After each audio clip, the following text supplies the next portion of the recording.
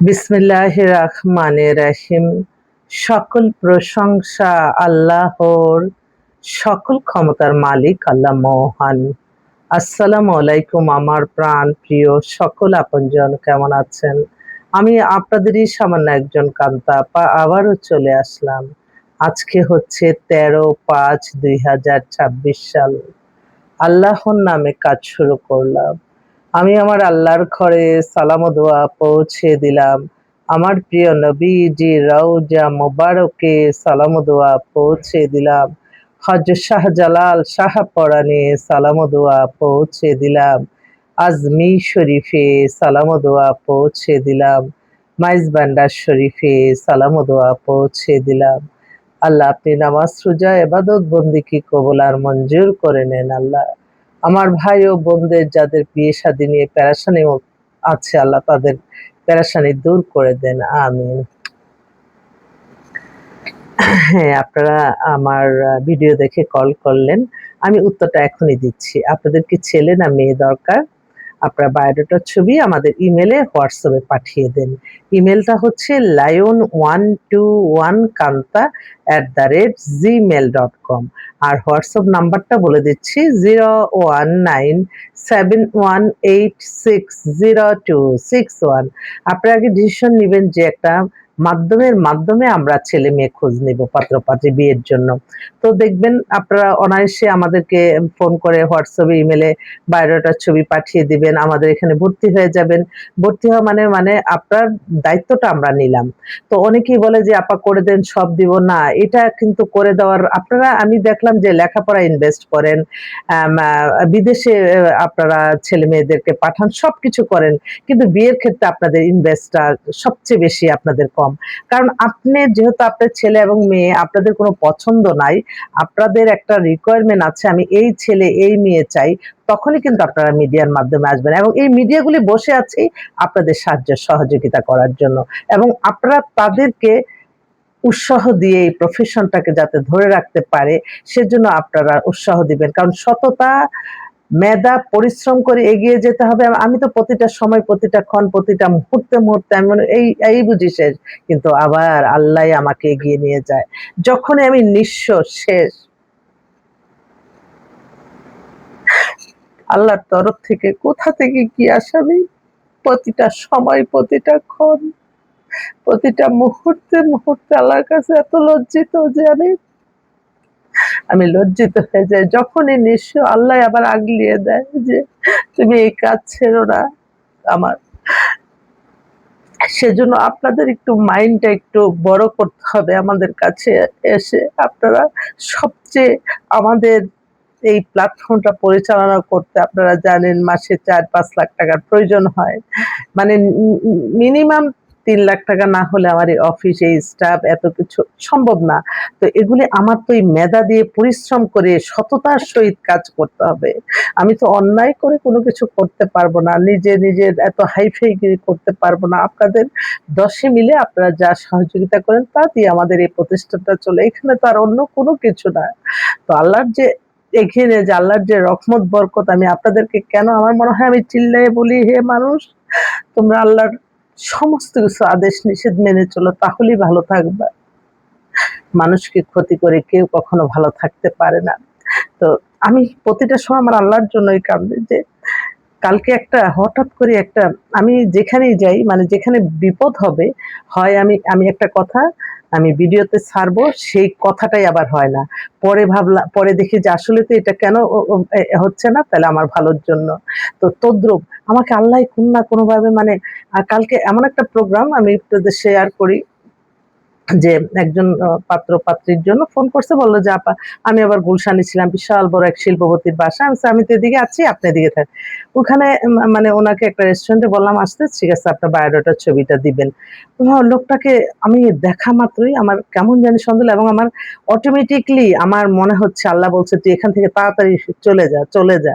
তো ঠিক তদ্রূপই আল্লাহ প্রত্যেকটা সময় সাহায্য করে। আল্লাহ প্রত্যেকটা মুহূর্তে এগিয়ে যায়। একটা কথা লিখতে যাই ফেসবুকে, হঠাৎ করে ফোন আইসা পড়ে, বা একটা ভয়েস মেসেজ দিলাম একজনকে, সেটা ভয়েস মেসেজ যাচ্ছে না।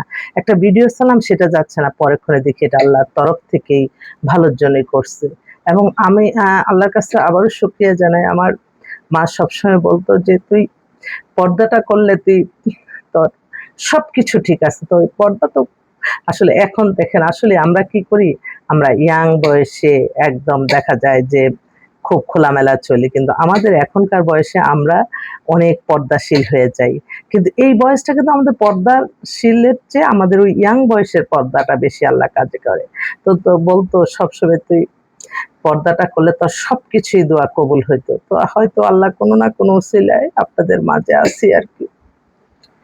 যাক, আমি আজকে অল্প কিছুই বলবো। কারণ আপনারা হয়তো মনে করতে পারেন আমি ফোন ধরি না। এই নিয়ে আপনাদের কমপ্লেইন থাকে। বহুত কিছু কমপ্লেইন থাকবে। আমরা সবার কাছে একটা মানুষ ভালো থাকতে পারে না। এবং সবাই যারা মনে করে যে সবাই ভালো থাকবে সেটাও হয় না। হ্যাঁ, আজকে আমি আপনাদেরকে বলবো বেশ কিছু শিল্পপতি পরিবারের পাত্রর জন্য এত এক্সক্লুসিভ একটা পাত্র আসছে। কালকে উনার বাসায় আমাদের ইনভাইট ছিল, গেছিলাম। গুলশান ২ এ বাসা।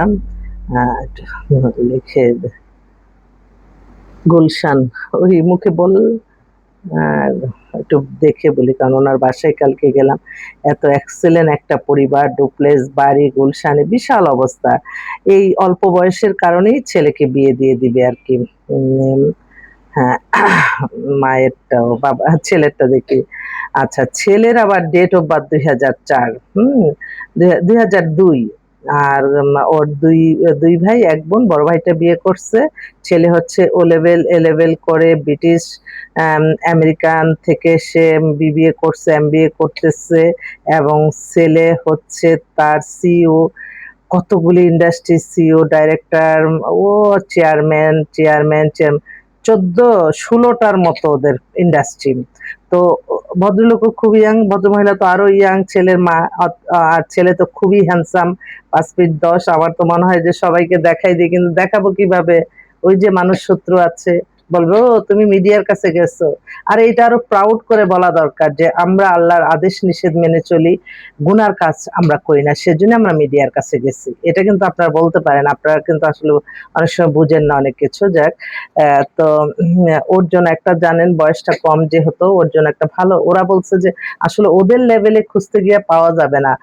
ছেলেরা একটু সাধারণত বলে যে সুন্দর মেয়ে, একটু ফ্যামিলিটা ভালো। ভালো ফ্যামিলি, একটু বয়সটা কম, ২০০৫, ৬, ৭, ৮, ৯, ১০ এর মধ্যে। মানে এরকম বয়সটাই তার সাথে মানায়। তো একটুখানি আপনার যোগাযোগ করুন। আরেকটা বোন অনেক বছর পরে আমার সাথে যোগাযোগ করলো। উনার একমাত্র সন্তান এতদিন বিদেশে ছিল।